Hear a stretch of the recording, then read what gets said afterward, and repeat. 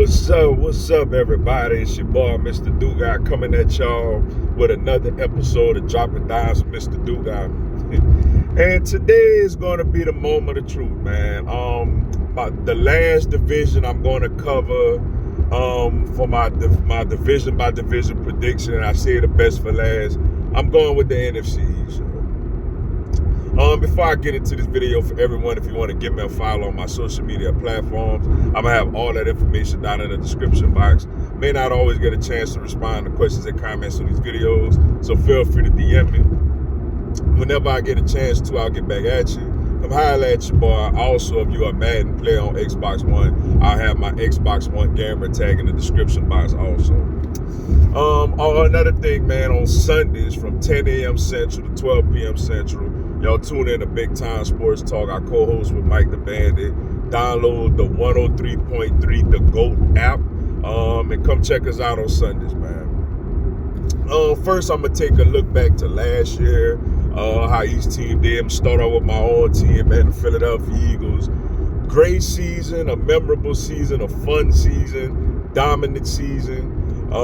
Getting to the playoffs, smacked the Giants around, which was a lot of fun. Beat the 40 Winers after we knocked Brock Purdy out the game. They ain't stopped crying ever since.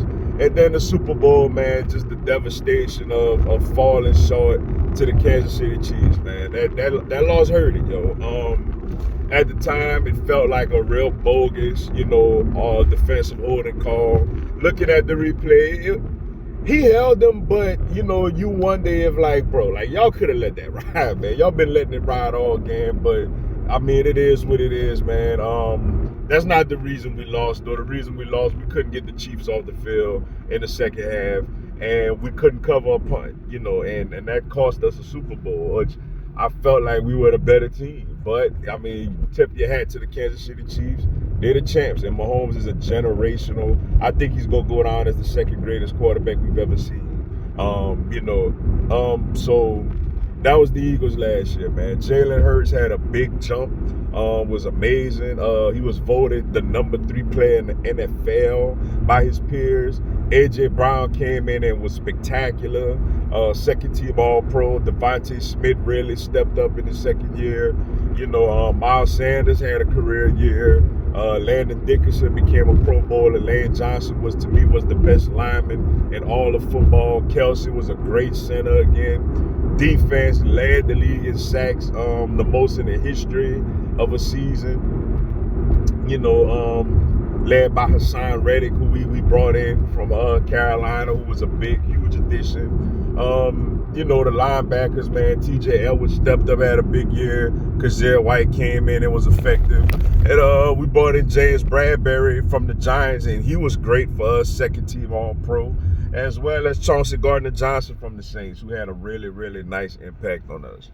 The second team was the Dallas Cowboys, man. And before I get on y'all, man, for Dallas, it's been a while, man. I ain't talked to you people in a minute, man. But I want to let you Cowboy fans know something sincerely from the bottom of my heart. The bottom of my heart. I don't like y'all. I can't stand y'all. And as bad as I really, really wanted an NFC Championship, Eagles versus Cowboys matchup in Philly, I still took great humor in seeing Dallas not get to the NFC Championship game again. I took great humor in that. Dallas once again lost in the second round. Dak Prescott, threw a bunch of interceptions last year, including 2 crucial ones against San Francisco in the playoffs. Elliott got old and fat, so he's no longer there. Pollard did have a nice breakout year for them. CeeDee Lamb, it started off slow, but he showed himself to be a true number 1 receiver. He really did, yo. They got good tight end play from Schultz. Defensively, Michael Parsons, after a stellar rookie year, topped that and had an even better second year. He's a stud. He's going to end up being a dominant player in this league for a while. Trevon Diggs didn't quite get the interceptions he had the year before, but he was still an intercepting threat, out there.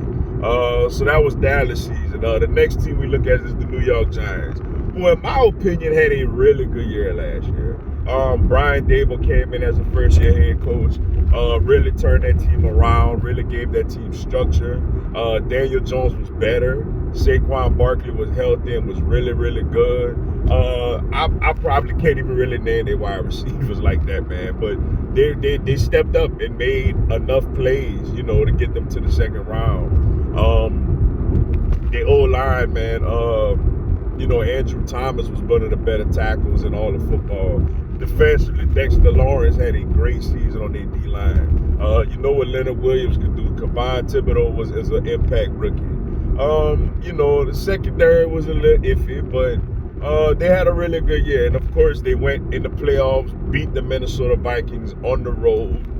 Really nice win for them. But then they came to Philly with their head up high, and we humbled them real quick because the Giants just do not have a personnel to play with the Eagles, and the Eagles smacked them around. But they still had a really nice year for them, I must say. And the last team I'm gonna review from last season was the Washington Commanders. They a real sticky situation for them last year. With the quarterback position. Carson Wentz was there, and he actually started off okay, and then Wentz became Wentz, man, where he just was terrible. Like, just was making terrible decisions, held on to the ball too long. They went back to Tyler Heineke, who's been like basically the 49ers version of Garoppolo the last few years, where we really don't want you to be the quarterback, but we can't figure it out, and somehow you keep being the quarterback. He went out there again, and they closed the year with Sam Howell on a nice win against Dallas, and Howell's gonna be the guy this year, yo. They missed the playoffs, but they was a competitive team. They beat the Eagles, man. They gave the Eagles our first loss of the season in Philly, so I gotta tip my hat and show them respect for that. Now looking into this season, we're gonna start off with the Commanders. They got new offensive coordinator, Eric Bieniemy, who I've been banging the table on for years, saying that this man should have been a head coach a long time ago. But apparently he too old school for a lot of these new cats, man. The children in the Commanders' room are crying about he's too mean, apparently. But he's there calling plays. Sam Howell's their quarterback. I think he's kind of just the guy to hold it down until they end up getting the guy they really want. I think they're gonna end up drafting another quarterback. I don't think Sam Howell's any good, but he's out there, so we'll see. Washington does have some nice weapons though. Jahan Dotson is a really good wide receiver. We all know Terry McLaurin is a really good wide receiver, and Curtis Samuel is a pretty good weapon. Logan Thomas, when healthy, is a solid receiving threat. And they got Brian Robinson in the backfield. They got a solid offensive group. They just need a quarterback to consistently get those guys the ball. And defensively, after a stellar rookie season, Chase Young has kind of been injured and up and down since then. They're hoping that he turns it back around. Jonathan Allen has been really good for them, and Sweat, and the secondary, they got Forbes, the rookie, who a lot of people think could be a really good player. So we're gonna see. Washington is a decent team. Do I think they threat in this division? Though I don't, because simply the quarterback position. I don't think they have a good enough quarterback.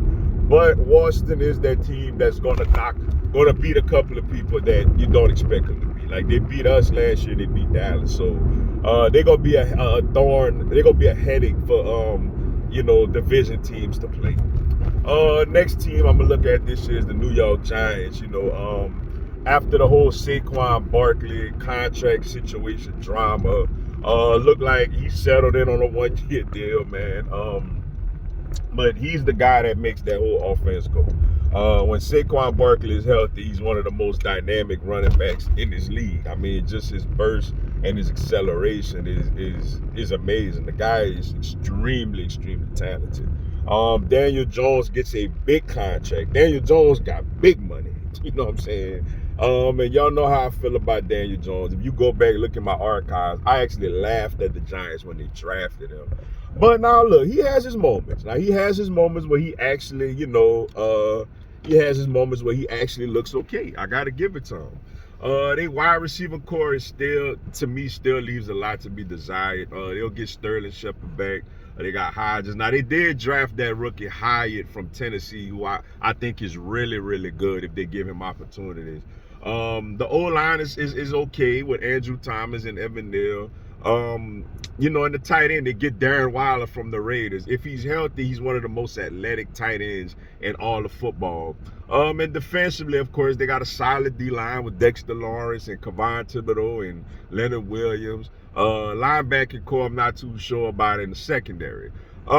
This Giants team, you know, we're going to see how they handle expectations. Last year, nobody expected anything out of them, and Brian Dable came in and did a good job. I honestly think Brian Dable is a very good head coach. So, to me, it's all about their quarterback play. If Daniel Jones plays well, they could kind of be like what they were last year. So they'll be pretty decent in fight for a wild card. I just don't think they got enough to play with the Eagles or the Cowboys when it comes to this division. Next, we're going to go to these hated Cowboys. And like I said, I don't need to say it again. Y'all know I don't like y'all and can't stand y'all. But Dak Prescott is the key to them. Last year, he was a turnover machine. And though he says he ain't throwing interceptions like that again this season, I mean, training camp, he throwing picks everywhere. So I don't know. Look, when Dak is on, Dak is very good. Like, look, against us, Dak has actually done really well against the Eagles. I gotta admit, I hate to say it, but with the exception of like 1 or 2 games, Dak has played very well against the Eagles. They put a 40 on our head last year, you know. But, you know, he played well in that playoff game against Tampa. But then he has games like he had against the 49ers where he throws the game away. If Dak would have just not threw interceptions, they would have beat San Francisco. So he's the key. The backfield, they got Tony Pollard now is the lead guy. Now there's talk that they could potentially bring Zeke back because he hasn't found a team yet. But even if they do, Zeke might be more of a short yardage type of guy. Tony Pollard is their lead back. Now, he's very explosive. Now, he's coming off of a bad injury against the 49ers, which actually hurt their offense against them as well. But let's see how he is as the lead back. Their offensive line is always pretty solid with guys like Zach Martin, though he got this contract situation going on. In the receiving core, you know, they did get a big get by adding Brandon Cooks, the guy to take the top off the defense and to get, you know, take some pressure off of CD Lamb. Cook's whole thing is he just got to stay healthy. But if he's out there, he's a dangerous wide receiver. Defensively, they got Dexter Lawrence still on that D-line coming across the edge. Lathan Vander Esch over there, linebacker, you know. And in their secondary, Trevon Diggs, and they added Stephon Gilmore. Now, is he NFL Defensive Player of the Year, Stephon Gilmore? No. But he's still a much big upgrade from, you know, like Zach Brown and Boss Man Fat, my boy from Baton Rouge, Calvin Joseph, who was playing on the other side, you know, that other corner they had in the play, I forgot his name. So Dallas got better. Dallas on paper, by adding Gilmore and Cooks, they're improved. And it's going to be a battle between us and them for the division. And lastly, you look at us, man, the Philadelphia Eagles. Jalen Hurts coming in with the big contract, working hard. All indications from camp I'm hearing is he looks amazing out there. You know, the offensive line is pretty much intact. We do now have Cam Jurgens stepping in as that right guard spot. It was going to be a battle out of him and Tyler Steen, but Jurgens, from what I understand, pretty much ran away with that competition. So the offensive line going to be really good again. We lose Miles Sanders to Carolina, but we got a committee now with DeAndre Swift, who's very explosive when healthy, and Rashad Penny, who's a very underrated back when healthy. Got like the best yards per average in the NFL when healthy, to go along with Kenny Gainwell and a Boston Scott. Tight end position, Dallas got it. You know, I'm expecting big things from him this year. Jack Stoll's a good solid too, and Kyle Katera, if he could get his blocking a little down back, he's a very good receiving tight end. We got a good tight end room.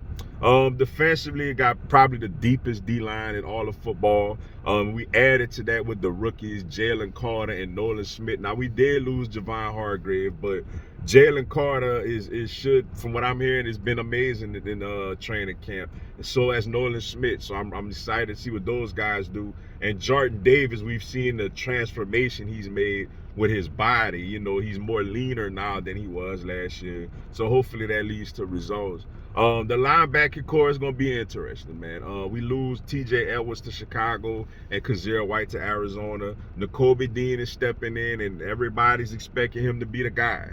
Everybody, he redshirted last year, and he's expected to come in and be a really good linebacker for us. We're going to see. As far as the other linebacker position, I do like the fact that we've added Miles Jack and Zach Cunningham. Now, those guys, Miles Jack is not the Jacksonville Miles Jack, and Cunningham is not the, like, leading the NFL in tackles or whatever, Texan Cunningham. But it's two veterans that could come in on side of Nakobe Dean, and I think play well, because I didn't think that Morrow was quite ready to be in that spot. But we'll see. We'll see. Maybe he is starting. In the secondary, we got our trio of corners back. Big Play Slade, James Bradbury, and Avonte Maddox in the slot. We've added depth with Greedy Williams, you know, on the outside. Safeties, we're going to have new safeties. Reed Blankenship should be our lead safety this year. Played a lot last year when Chauncey Gardner-Johnson got injured, and he played really well. Not a flashy guy, athletic, flashy guy like a Chauncey Gardner-Johnson, but somebody that's always in the right place at the right time and just solid, you know. And on the other safety, it looks like Terrell Edmonds is going to start, but, you know, you could see we got rookie Sidney Brown. You know, we could see a lot of him, you know. As far as this division, man, the only reason I would pick Dallas is because of the whole nobody had repeated as champions in the last 20 years. But I'm going to say this. This Eagles team reminded me a lot of the 04 Eagles team. As long as we don't get A.J. Brown or somebody acting crazy about a contract, I feel like this team is going to do what that 04 team should have built on after the Super Bowl loss. And remember, that Eagles era of football was the last team to you know, repeat as NFC East champs. I look at this era of football the same as that one, but I think this one will be better because we got better people in the locker room and a more team camaraderie.